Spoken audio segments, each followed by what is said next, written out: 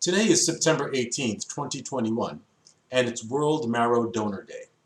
September is also United States National Sickle Cell Awareness Month, and while sickle cell doesn't make much news these days, it is still very much an issue for many in Black communities.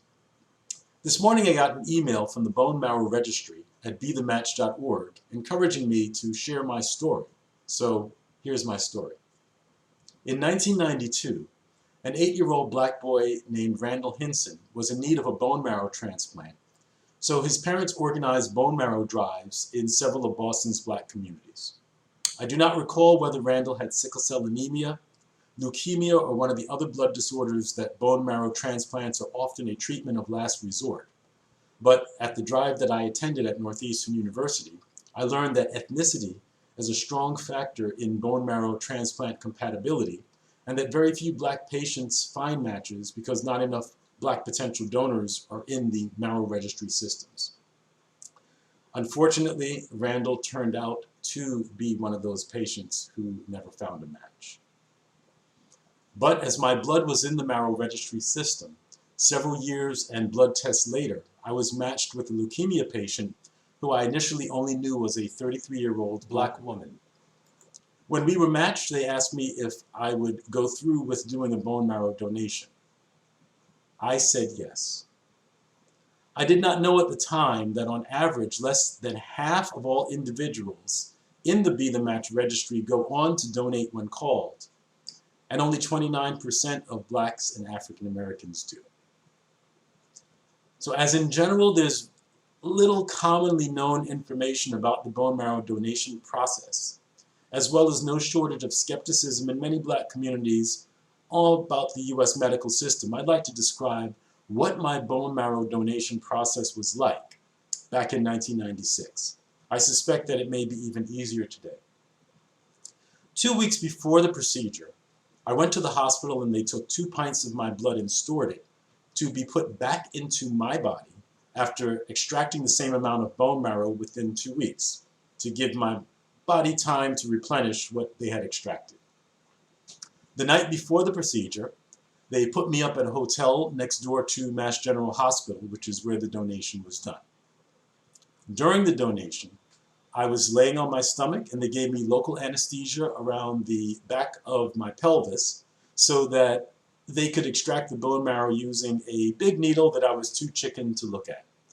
I was awake during the entire process and was chatting with the doctor the entire time.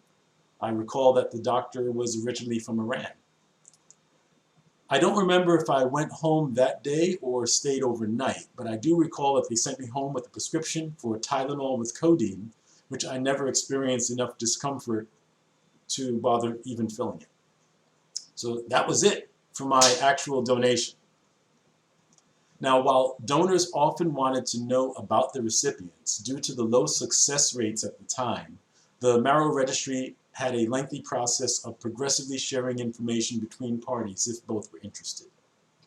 So a year after the donation, after expressing interest in communicating and improving enough to be given more and more information about her, my recipient Wanda and I exchanged letters and I made plans to visit her and her family in Ohio.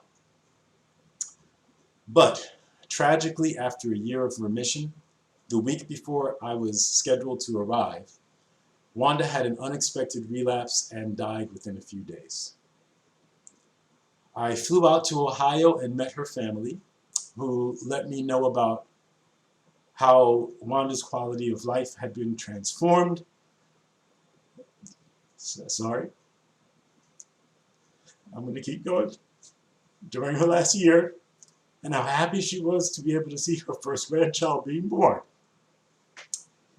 They also gave me this gift that Wanda left for me, which I keep on my mantle to this very day.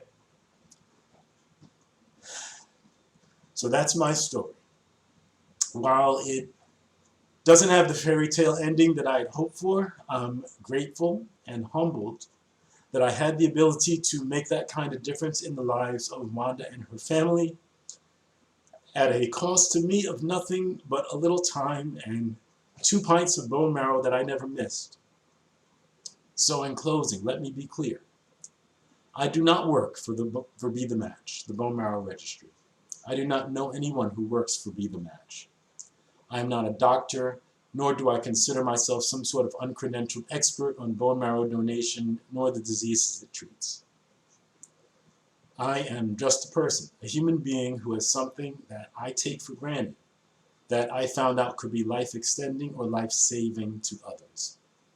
And I'm a black person who learned that blacks in need of bone marrow transplants have only a 23% chance of finding a matched donor compared to 77% for white patients, and that only 4% of donors on the Be the Match registry identify as black or African American.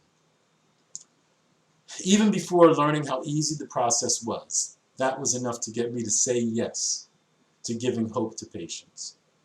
That was enough to get me to say yes to donating blood stem cells.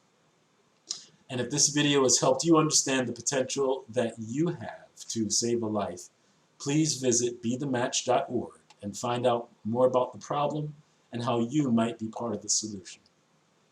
And if you do decide to say yes to giving hope to patients, I'd love to know. Just drop me an email to ken@blackfacts.com with the subject, I said yes, and let me know that even though Randall never found a match and that I was only able to give Wanda another year, that what Randall's parents did almost 30 years ago on behalf of their son may very well save lives for many today and in the future. So thank you for watching, and whether you choose to say yes or not, please share this video with someone who might not realize that they're walking around with just the right stuff to save someone's life. As this shirt says, share life. Thanks.